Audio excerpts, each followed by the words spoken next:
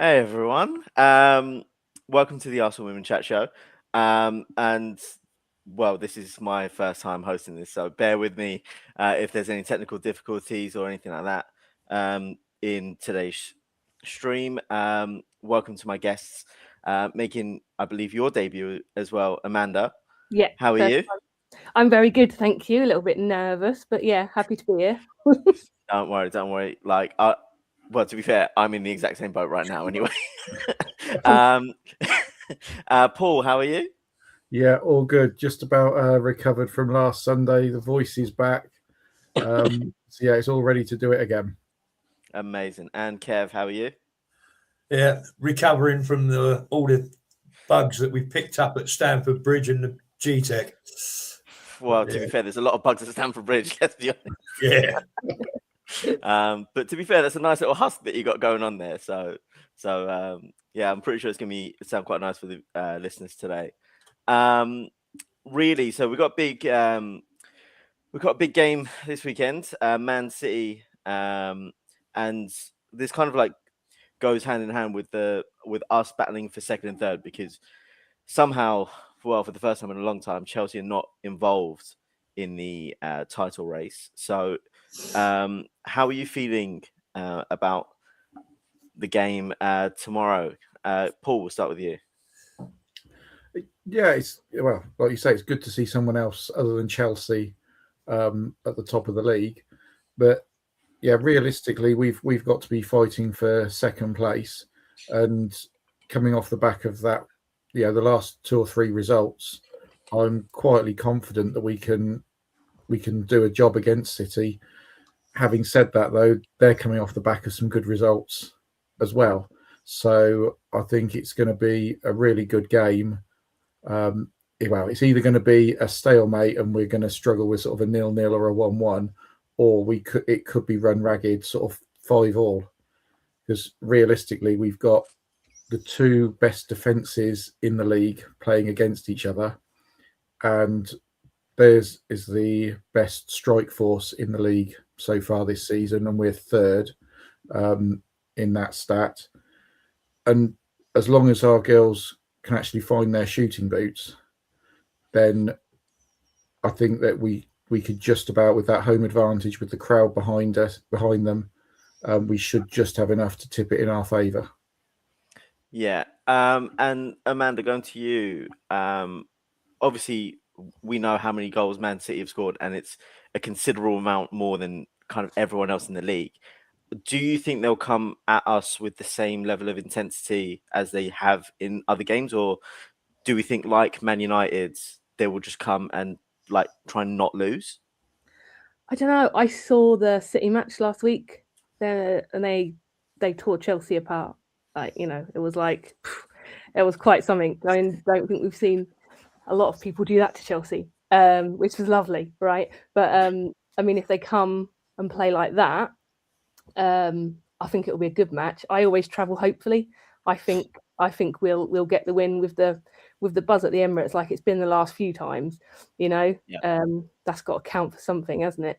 But I mean, they're more scary proposition at the moment than Chelsea were. Like, obviously, we got the win against Chelsea at Stamford Bridge the other week, which was wicked.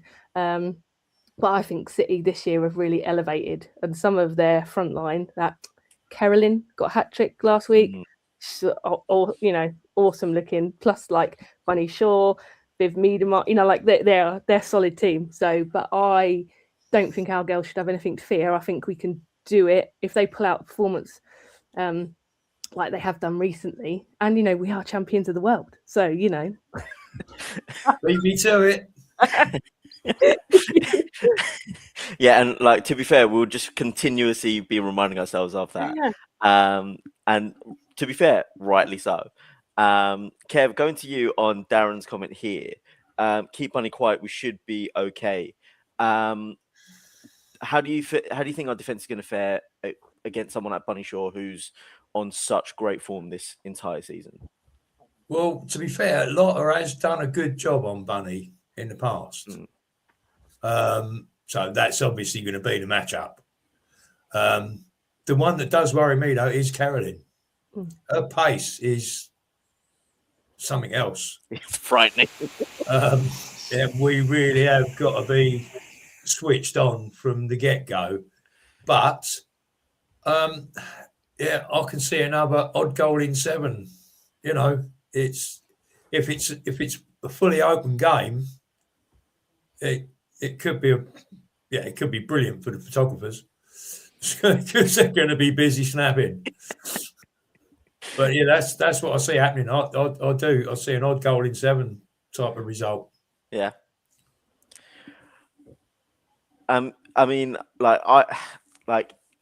I'm not sure who's really going to be playing in this defense. Like, obviously, you mentioned Lotte Wood-Momoy. Like, she's not featured too much this season, Paul. What do you think our entire backline is going to look like? And that extends to, what's happening with our goalkeeper situation as well. Obviously, in goal, I think Daphne will get the call up for this one. Obviously, we know Borba's out for this, so that sort of writes itself. But we know Taylor Hines is not available, so I presume that'll be Katie at left back. I can see Emily Fox at right back, and then the centre's a difficult one because Steph and Lotta have done really well in the last few games, but then you have got Leah Williamson that's fully fit as well, and you've got 3 defenders there that are, you got the existing partnership that's doing well over the last few games. But then you've got the Leah and Steph partnership that was doing pretty well earlier in the season. And also, but Lotta's having a fantastic run of form over the last few games. So I think that's going to be a really tricky one for Renee to pick which one she puts on the bench. And I wouldn't like to make that call. Yeah, exactly. And I'm going to throw the same question out to you, Amanda. Like, how do you think that balance between Leah, Lotta and Steph is gonna happen on tomorrow's game? Yeah, Williamson brings a lot, not just playing ability but leadership ability. But I think Lotta and Steph have done such a great job recently. If it was me, and it's obviously not, I wish it was, that would be epic. I'd probably start with them too. You've always got Leah in your back pocket to bring on. I agree, McCabe and Emily Fox. And then goalkeeper, I think that it's a decision's already made, isn't it? Because Borba, I think, is out anyway. And we'll have DVD back in, but I think it's a real shame because I think Borba was pretty amazing up until she got taken out the other night. So I think that's a real shame for her, and I hope she gets a chance to have another, fair fight for the shirt, because in my opinion, I think she was pretty good. But obviously DVD's got all the skills as well. But yeah. And Kev, we brought in Votikova over as basically a last resort. Really, what do you make of her? Do you think she'll even play at any point in the season, or is it just an emergency just to make sure that with Borba's injury, just to have someone there as cover? I think she's going to be there as cover, but we know that Daphne's not fully fit. So will that come into play on Sunday or not? Because we could get a shock. We could find Votikova in goal, which, as an ex-Spud, I'm not overly impressed with that. But she did keep a clean sheet against us pre-season. Yeah, she did. But yeah, I'm hoping Daphne's fit to play. Because I love her to bits. Yeah, as an ex-goalkeeper myself, so it's But distribution's the key, especially against someone like City. Yeah, and obviously as the resident goalkeeper expert here yourself, how much of an impact do you think it is that she's not 100%? And we saw her at the start of the season, she wasn't playing to evidently the best of her abilities, and then she got another subsequent injury. How much of an impact do you think that's going to be on her to potentially play, be thrown in and play tomorrow? We know she does play through injury. I mean, you've only got to look at last year's Champions League, which we won, obviously. And she was nursing injury all the way through that, because obviously kept bringing Manu in and back out. Yeah. So we know she will play on an injury, but again, that's down to Renee to call that. Nobody else. Yeah. And I think this kind of goes into the wider point on how we're going to be restructuring the squad potentially over the next maybe the next year or two. Obviously, we've got a few big players that have their contracts ending at the end of the season. The big notable one that's been hitting the news rounds has been Katie McCabe. Paul, what's your thoughts on McCabe probably not getting a new contract? Yeah, I said the other day that I think her time at Arsenal has come to an end. She's been a fantastic servant for us and she's done really well. But you just look at her body language over the last, towards the end of last season and into this one, that I think she probably needs a new challenge in her life. And I think we as a club need to be freshening things up. And that's definitely one area that I think we need to, move forward on and look for a new left back in that position. And going on to that, Amanda, is there anyone else apart from sort of McCabe that you think will be on the exit in the summer? So there is a bunch of them, of some really high-profile players. Actually, I saw a list today. I think there's Catley on it. I think Ford might be on it. I think Steena's on it. Leah, obviously, but I'm certain they'll keep hold of her. Beth Mead, again, she was in and out in the summer transfer window, wasn't she? So I think personally, I'd certainly hang on to Steena. I would want to see Beth stay, but that might be heart over head. Obviously, Leah. I think we should keep hold of Catley as well. But I think it probably, I love Katie McCabe. She's legend, 10 years, she's quality. But I think you're right, Paul, probably time for her to move on for herself as well. I'm sure she wants a new challenge. And obviously everyone's talking about the chance of getting Ona Bataille. Yeah, Bataille. I don't know. Anyway, her, if it was English, it would be Ona Battle. But, her anyway. I think she'd be epic. She's only like 26 or something. So... I think, and I really like the new Swedish girl Holberg. Yeah. I think she is. I was at Meadow Park. I think we brought her on against Villa, and she was just. I was like, wow, what? Yeah. So I think I think there's a bit of a rebuild needed, but not a tear it up and throw it away rebuild. I think we just need a few key positions. If we can get Stanway in as well, which is obviously big boss, I think she could do a job as well. So yeah. I had the same thing with Holmberg when I saw her at the Emirates on her debut. I was sitting right on the side where she was playing at right back, and the way that she bombed up that flank and just whipped in cross after cross in a 10-minute cameo, I was like, do you know what? I quite like where this is heading here. Yeah, and she's only 19.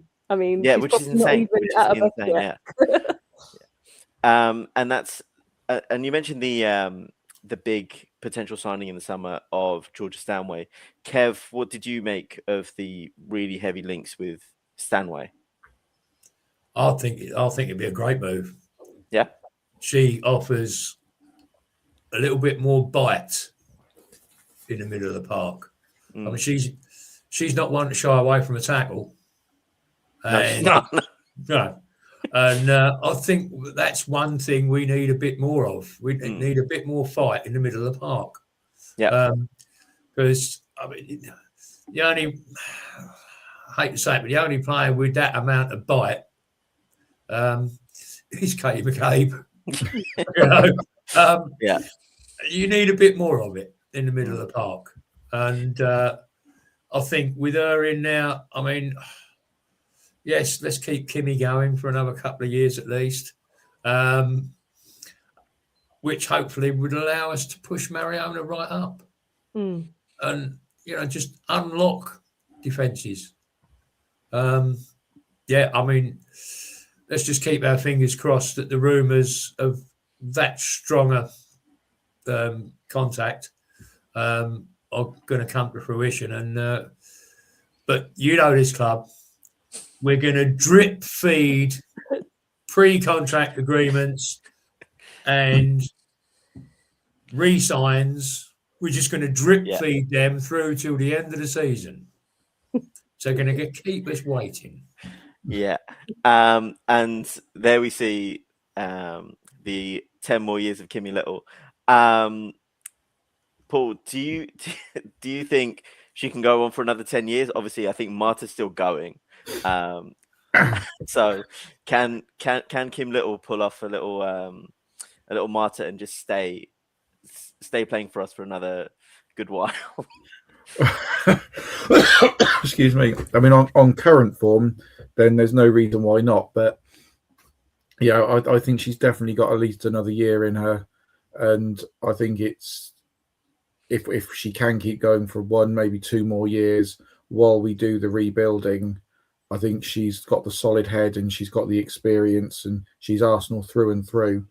So when the new players come in, you've still got that stability there.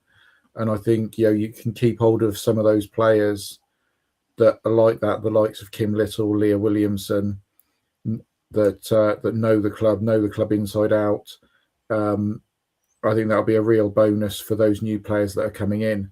And I think if we can make a statement with a couple of signings with the likes of Georgia Stanway and a couple of others, sort of make a statement to the rest of the league that, look, okay, we haven't quite been at our best the last couple of seasons. We've been up there, but not, realistically challenging Chelsea for the title. But we are now, going to do it. We are currently champions of the world. So, we need to build on that, and we need to bring these signings in to make that real statement to the league and say, do you know what, we're not messing around now. We're going to go and win it. Yeah. And that whole sort of Stanway only wants Arsenal. She wants the move to come to us. Amanda, how do you think the midfield will look with Stanway in there? Do you think it's in replacement of someone like Kim Little long term, or do you think it's to play with Kim and Mariona, as Paul mentioned, or do you think there'll be another configuration of the midfield? Not completely sure. I think potentially Stanway might be a long-term replacement for Kim. I'd love to see her do at least another year or 2, but maybe she doesn't play, as regular as she has done. Same as Kev, I'd like to see Mariona pushed up a bit. I think that's where she thrives, and that's where she's at her best, I think, creatively. And I think far be it from me to question Renee, but it seems like a kind of bit of a waste, really, sort of having her where she's been recently. And I think when she has got the chance to get up a bit, but yeah, so I would say that, I think potentially some kind of, with, like this person has said here, possibly with the 3 in midfield, possibly, but certainly letting Mariona go and be able to unlock defenses for us, like Kev said, I think. Yeah, I mean, that's part of the reason that I highlighted this. I think, we could see a midfield of potentially Stanway a little bit deeper in that little combative role, while Little and Mariona go a bit further forward. But I mean, we're all hoping for Mariona to go a little bit further forward. And Kev, going to you, moving further up the pitch, we've spoken about defense and how that's restructuring with McCabe potentially on the way out. Do we need to do much with the front line, or are you happy with the way that it's looking and with the depth in there? I think we don't need to mess about too much up front. Obviously, wrong side. That's hard. If we can keep less playing as an out and out 9, it's all I want to see. And obviously, with the way Mido's playing at the moment, fantastic. Chloe Kelly's coming back from injury. Hopefully, she'll get into the mix. Libby Smith. Yeah. So we've got, because obviously I believe that Fordy will go at the end of the season.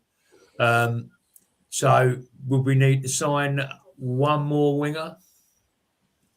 Or have we potentially got one of those out on loan somewhere? Yeah, and I think we've got three at the moment, three really good players out on loan that have just gone back out on loan. With Layla Harbert, Maddie Earle, and Jessie Gale's off and running down at Bristol. How likely is it, do you think, that they'll potentially challenge in the first team next season, or do you think that it will be more towards, like, say, like a loan to like a Brighton or Everton, something like that? Yeah, they'll probably a year or so away, but then obviously you got Michelle to come back. Yeah, and Catherine just put that in the chat as well. Yeah, so yeah, I don't think we've got to worry too much about the front line. Yeah, I mean, Paul, going to you as well. How do you take the front line and potentially losing Ford? I mean, I know we really haven't seen the best of her this season. She did score in the final, but she has been missing something a little bit this season, hasn't she? Yeah, all season she hasn't been the same player that she was last year. She's been just off the boil almost every game, and she, up until last Sunday, it was one of two things with her, and the defences knew exactly what she was going to do. It was only last week that she tried something different, got the shot away, and scored the winner. So I think out of the whole front line, I think Ford will be the one that will make way.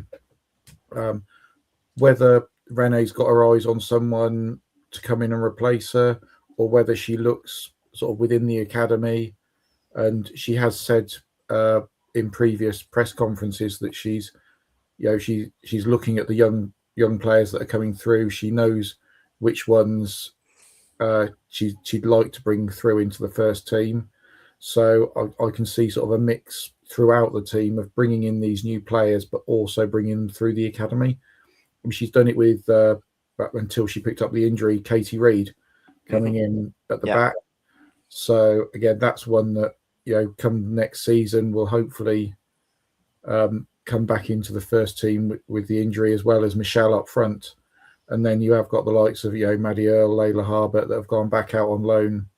Again, we've got a really good, talented academy that's there. So I don't see why she can't use it a little bit.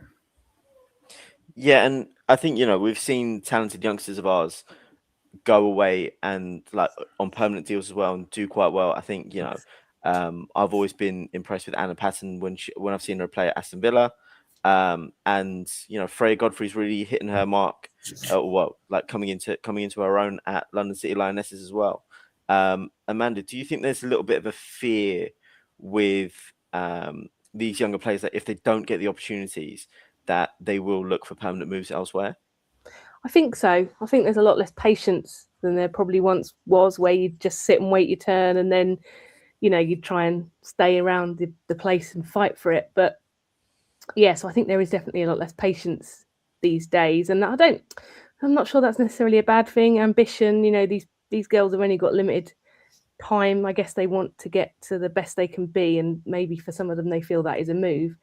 I think with regards to the front line, I think perhaps after that goal at the final the other night where we won, world champions, that the floodgates might open a bit for Fordy, I hope, and maybe that's the shot in the arm she needs. But I think the front line is all right, and Liv Smith, having seen her live a couple of times, you don't get it on the telly how rapid she is, and how you can actually, she scares the bejesus into people when she's running at them, and her trickery. And I guess that's why she's getting kicked around so much. I think she might be the most fouled player in the WSL at the moment. So I think she's another real massive, like hope for us in terms of the front line. But yeah, I don't think we're going to see any like massive, buy-in of any big name forwards. I don't think that's the area that we need desperately. Yeah. And Kev, going back to you here on not that comment. Where has it gone? That one. Catherine over here mentioned, do you think it was a mistake to let Godfrey go after her loan spell was over? Yes. Short and simple. Simple as that. Yeah, because I mean we knew she was good. I mean, her performances for the young lionesses have been good. I'd say along with the others that we mentioned, and it was probably more her choice, given what they're trying to build at London City, and as she'd been there on loan, she'd already bought into that, and it's a shame because she is starting to look very good. But who knows? Stranger things have happened. The call of home. She wouldn't be the first. Yeah. To be fair, there's been quite a few instances of players coming back. And they do have a fair few of our old academy products, haven't they? Because Taya Goldie's over there as well. Paul, can you see any of the old academy products coming back this summer, or do you think it's more sort of like one day if they become genuine top class talents, then we'll make a move? Yeah, I can't see any of them coming back just yet, but I completely agree with what Kev said about Freya. I went to see her. I've seen her 2 or 3 times for the young lionesses, and once when she was on loan last season at London City, and I thought then that this season she could be challenging for a place in the first team, but obviously something didn't happen. Probably London City offering her, first team football from the word go, whereas at Arsenal she would be fighting along some top class experienced players. But yeah, it's that challenging one for these young players. They want to be playing. They want to be constantly playing. They want to be noticed potentially for the England shirt as well. Yeah. And when you've got such high quality players as we have, compared to some of the other teams, with us, they're going to have to just sit and wait their turn. Whereas you go to some of those lower WSL clubs or even top championship clubs or WSL2 clubs now, they could be playing week in, week out and then getting noticed. Like Freya got the call up to England in one of the squads towards the end of last season as well. I don't think she played, but I think she did get the call up. Yeah.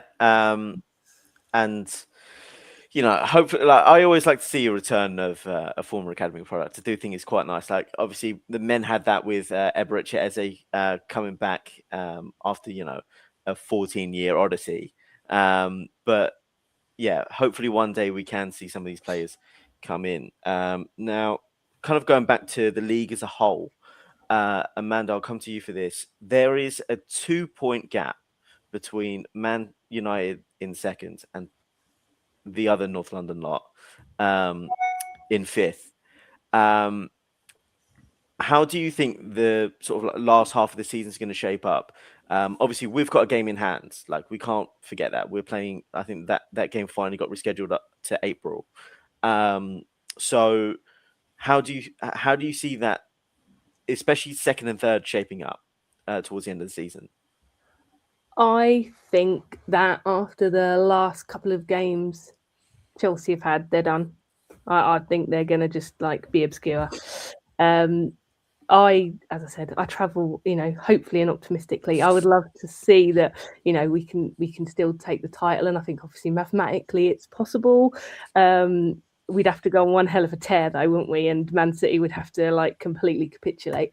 But I think for me, I think we're nailed on second, which gives us Champions League, I guess. Yeah.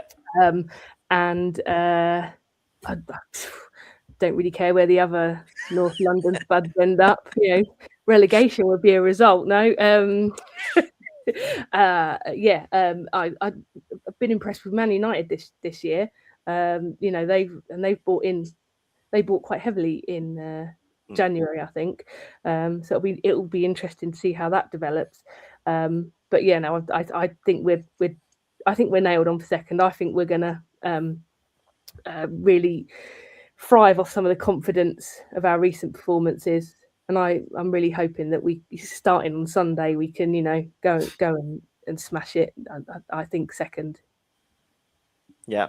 Kev, same question to you. How do you think that sort of like second to fifth cluster will end up shaking up for the end of the season? Well, I maybe not quite as confident as Amanda. But yes, if we can win Sunday, yeah, I would say we're going to get second over United. And I agree. I think Chelsea have shot their bolt. I think the players are in disarray. I just don't see them as I don't see them actually as a team at the moment. So I think they've shot their bolt, and I think they could potentially drop down as fifth. And if London City go on a run, sixth, mid-table. I mean, there is a 7-point swing that needs to happen there, but which is that's the only thing that worries me is we do have to beat City or at least not lose on Sunday, because there is potential for us to be fifth come Sunday night.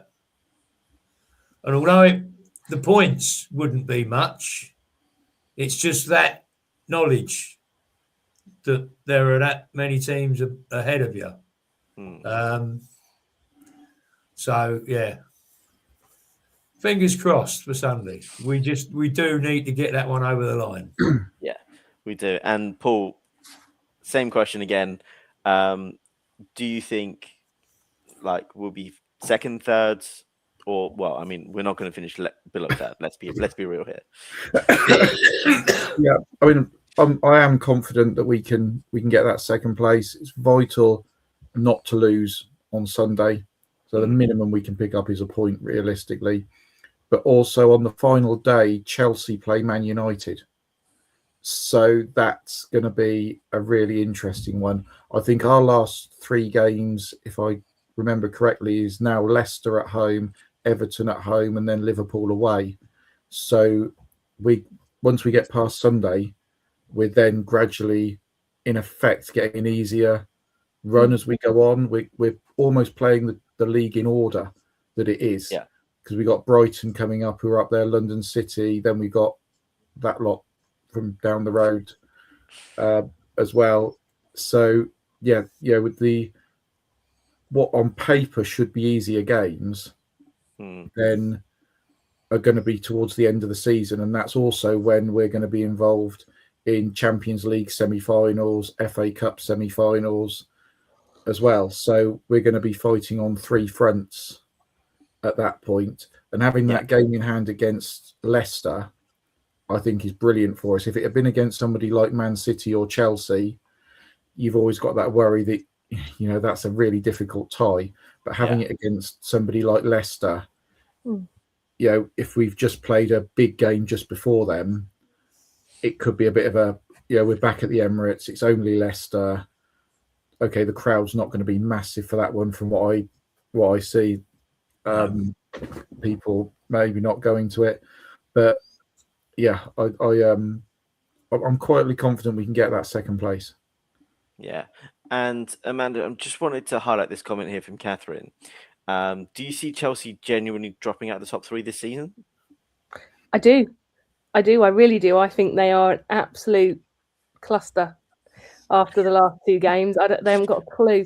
They just don't look, as much as, obviously I hate Chelsea, but, in previous seasons, they've looked like a well-oiled machine. They've I thought when we played them and when City played them, they just look like headless chickens running around. So, yeah, I think to Nick Kev's line, they've shot their bolt 100%. And I think they're out the top three. I think it's going to be 2 Manchester sides and us in the top three. Yeah. In that order, or do you think? No, I think No. realistically, City, us, United. Okay. And Kev, in terms of Chelsea and their form, we kind of had rumblings, we kind of saw it really last season where Chelsea just didn't look that impressive, but they were grinding out these results and whatnot. And all 3 of their losses have come in their last 5 games. How much of an impact do you think that is mentally, especially with this little cluster of teams that we've got challenging for the Champions League spots? Yeah, it's got to affect them. I mean, as you say, last season, I was always bemoaning the fact that they were winning by a late penalty, or they were just scraping over the line. They weren't that impressive, but they managed to get it done by hook or by crook. And the cracks were obviously starting to show when we played them at home. As we beat them fair and square. Yeah. Apart from some crap officiating. And as an ex-referee, I'm allowed to say that. But I seriously think it's in their heads now.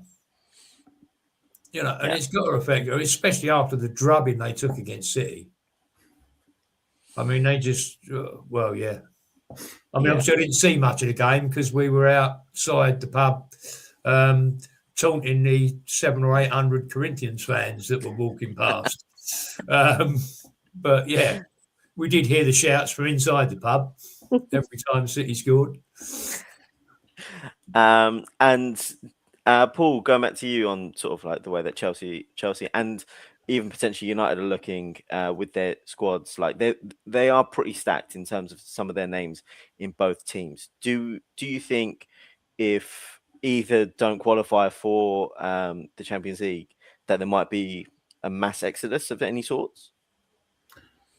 I think possibly at Chelsea, yes. I think they're used to being at the top in pretty much all competitions.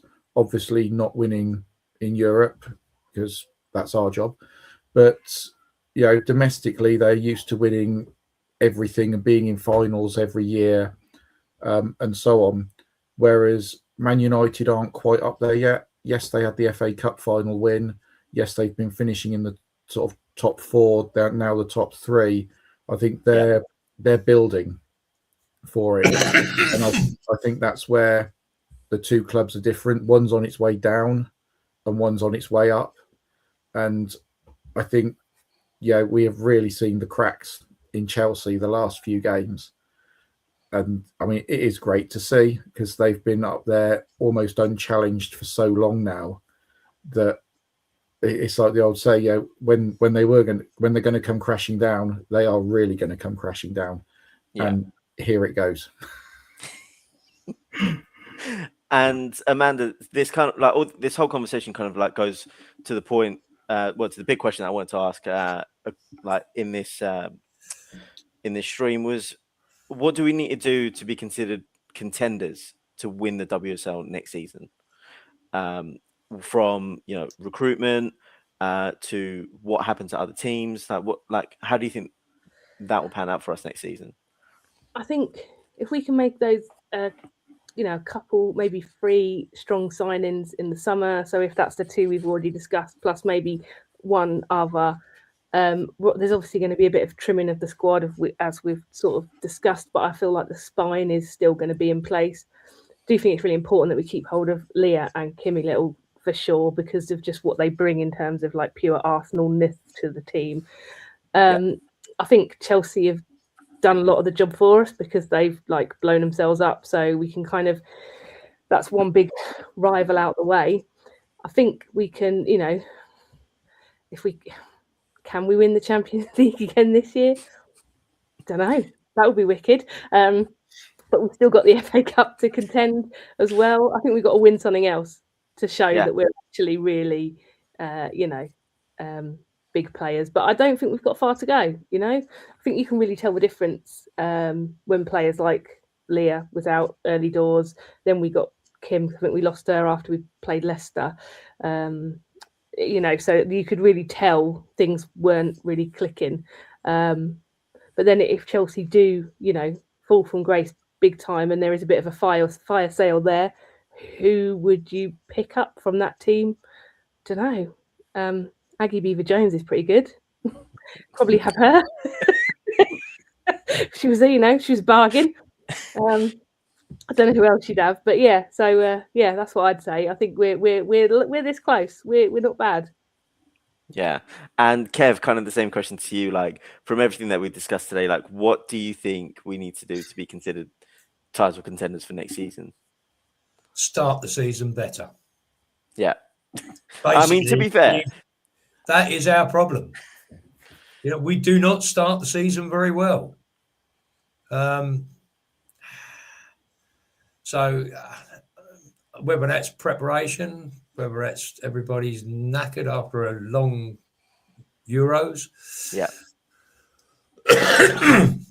Although, to be fair, I do like the idea of sticking to mainly European players for the simple fact that you don't lose half your bloody team halfway through the season for a month. I just that's my way of looking at it. We lose our Aussies. I mean, for some clubs, those with the Japanese players, so you lose all them as well, and then you've got the other lot. Is it the Africans disappear as well just after the Asian Cup? So, stick with the Europeans, make good signings, and get off to a better bloody start. Come out of the box firing. Yeah, I mean, to be fair, I think we did start the season with like a 4-0 and a 5-1, but that seems to be more of like then a, it just like a false dawn more than anything else. Yeah, but we lost. Yeah, I mean that's the thing. And then you like I say, no Leah. Then you lose Katie, which does upset things at the back. And then you're starting to rebuild. You lose that little bit of composure or confidence. And obviously, we had when Annika first went in goal, the confidence between her and the back line wasn't there. We know she wasn't that confident at the start, but her confidence grew, and our chance obviously helped in some small way with that, made her feel good. And and like I say, her confidence is now somewhere up there in the stratosphere. But good start. And Paul, the same to you. Like, what do we need to do to win the WSL next season? I think we just need to be more consistent. I mean, we've had some brilliant performances and got some great results, but then we've gone into other games and we just haven't turned up for them. And that's the annoying thing is we know we've got the talent there, and I've said this many times, we've got a world-class team there, realistically. Yeah. But they're not world-class because they don't do it week in, week out. Last season, I think Mariona and Fox were probably the only two players that I would say were world-class throughout the season. The rest, they had world-class performances in one match or two matches, but just not throughout the whole season. I think that's the key. And hopefully this summer they can have a bit of a break. There isn't the international tournament. They can have a bit of a pre-season together, and then hopefully just come in, like we said, bring in a couple of new players, trim out a couple of the ones to make way for them. And there's nothing that could stop us next season. Yeah. And kind of going on to the more consistency sort of like theme. Kev, you mentioned, once Bauba actually started playing games, her confidence grew. And Amanda, I'll go to you for this one.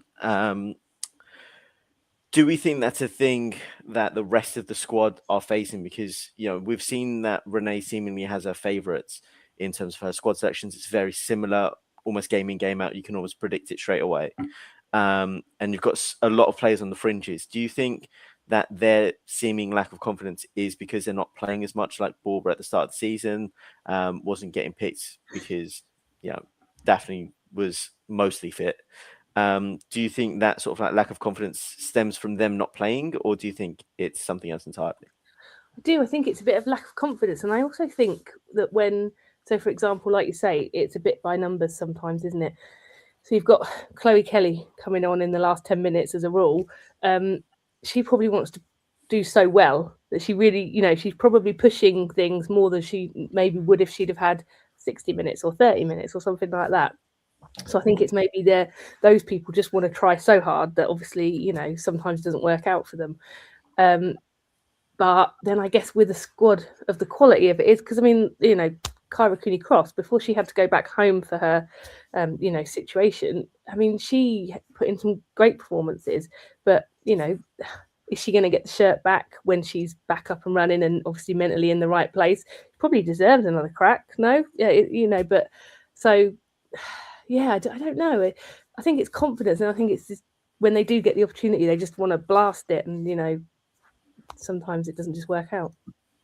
Yeah. And going on to the sort of like final bit of the show, Kev, what do you think the team tomorrow is going to look like, from top to bottom, or bottom to top, however you want to go, from goalkeeper to striker, striker to goalkeeper? Providing Daph's close enough to 100% fit, I think it'll be Daph, and it will be Katie, Steph, Lotta, and Emily, and I think it will be. And the midfield's always a little bit of a conundrum, isn't it? It's is she going to let Kyra have a go? Does she believe she's in the right mental space? I would actually like to see Kyra, Kimmy, and Mariona, and I do think it'll be Beth, Les, and Libby up top. Obviously, that way, then we can bring Stina on late and do what she does best against Man City. Yeah, Paul. Same thing to you. Do you think there's any deviation from that, or do you think it's pretty much the same? Again, I'd love to see Kyra, Kim, and Mariona in that midfield, but I can't see it happening against City. But yeah, I think Kev's pretty much spot on there with the selection, and I can see Stina coming off the bench and getting that winning goal. Because realistically, again, I've said it before, I think Stina is one of the few players that can change a game by coming off the bench. Probably Stina and Chloe at the moment are the only two that I would trust that if whatever we were doing wasn't working, they'd be the ones that I'd turn to sort of change the game up a bit in our favour.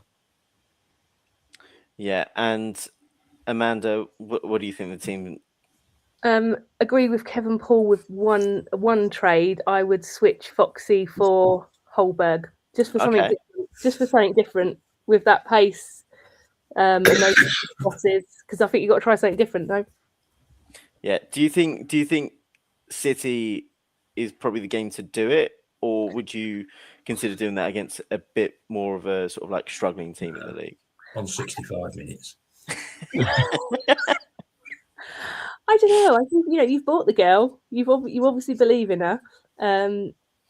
We've seen her cameo performances. She's been amazing. Yeah, that's what I do. But I unfortunately am not the manager.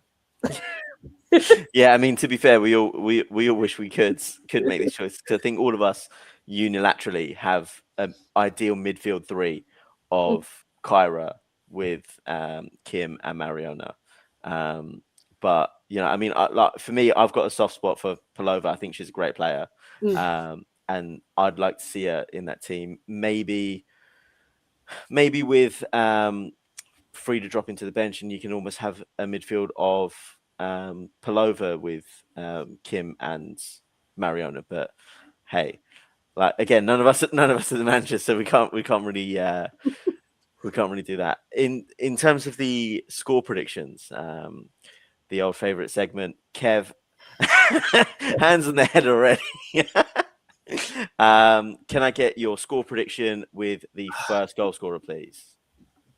Oh God, I'll go for the 4-3 Arsenal. Okay, that's the heart. Are we naming all 7 goal scorers here? No, no chance. And I'm going to say, oh God, my girl's going to do it. Yeah.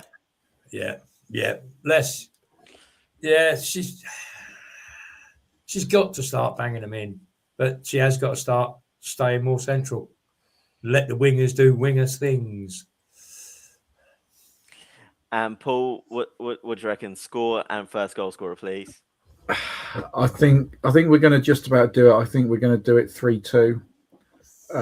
But I think the winning goal is going to be a Chloe Kelly assist for Stina to get that one to win it. It's all, Stina's history against City, and of course Chloe coming from City to get the winning goal. But yeah, I think as long as Russo stays up where she needs to be, I think she can get us probably 1 or 2 this Sunday. I mean, hopefully. Amanda, same thing to you. Score prediction and goal scorer. For me, I reckon 2-1, and Okay. I think we're going to see another Liv Smith absolute screamer to take the net off. And is that going to open the scoring, or do you reckon that's going to be like a limbs everywhere winner? I think that's going to be the first goal. I think Chloe Kelly's going to come on and take the second goal and go absolutely mental. Yeah. Which will just be beautiful. I can't wait. I'm so excited to go this week. I really am. And a little bit of news that kind of happened as we were doing the show. Bon Pastor has been given a new contract at Chelsea. How do we all feel about that? I mean, not that it matters too much to us, I guess. But like, given the disarray that we were talking about at Chelsea, fire sale incoming. Do you think it'll be like a fire sale? Or do you think it's kind of an act to try and steady a ship? Paul, I'll start with you on that. Yeah, the timing's very interesting on that after the recent performances. So I think it's probably the Chelsea board higher up just trying to say to the team, we have confidence in her, listen to her, and okay, realistically, if we were talking from a Chelsea point of view, their season's ended in the WSL because it is over to City now. Yeah. But whether they're going to look at doing a rebuilding or not, but at the end of the day, do we really care? That's Chelsea.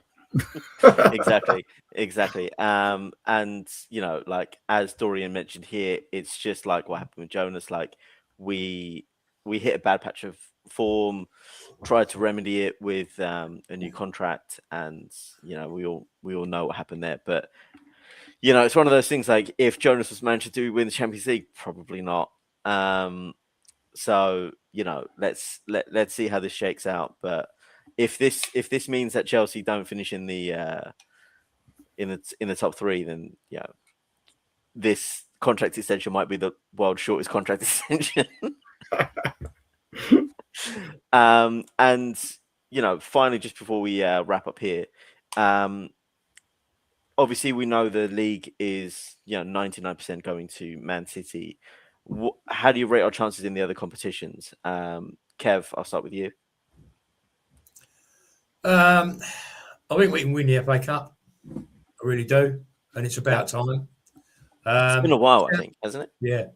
I remember seeing first time I ever watched Arsenal women was I think it was the 1998 FA Cup final. Rachel Yankee, what a mover! But Champions League final, we've got to make the final. I wouldn't really be too bothered, but if we make the final, and we win the FA Cup, I'm one happy gooner. Yeah. And Paul, how do you think the rest of the competition is going to shake up for us? Yeah, as long as we finish in the top 3, so that we're guaranteed Champions League football next season. We're already world champions, so we've got that trophy already this season. We've got Bristol in the FA Cup in the next round. We should get through past them. I'd love to have a day out at Wembley with everyone, from the North Bank celebrating behind that goal when we lift that trophy. And there's no reason why we can't beat Leuven, and then we just got that other club called Chelsea, I think it is, in the following round. But they're nothing too exciting these days. So I can't see us not getting coming out of the cups too soon. I can see us making good cup runs in both Europe and domestically. Yeah. What about you, Amanda? So I'm going to stick with my second in the WSL. Yep. Defo. I am going to say, I agree. I think we've got Leuven, then we've got Chelsea. They don't hold any fear for us anymore in the Champions League. I'd like to see us in the final, and I think maybe, hell, why not? 1-0 to the Arsenal in the final. Run it back. We take it, right? We're going to win the FA Cup, I think. So, I think we're going to be very happy Gooners in the next 6 months or so. Yeah, and just a reminder, if anyone forgot and can't really make out the background of the stream as well, did anyone say we are Club World Cup champions? Maybe once or twice. Like, I honestly can't remember. Can you remind me again? Well, I think we might have just mentioned that we might be champions of the world. Possibly. There we go. There we go. Are you all going to be at the game tomorrow, Kev? Sunday, yes. Yeah. Yeah. What about you, Paul? Yeah, definitely. Amazing. I don't know why I keep thinking it's tomorrow. It's Sunday. Unless I just rock up to the Emirates. Sunday match. I will also be there too on Sunday.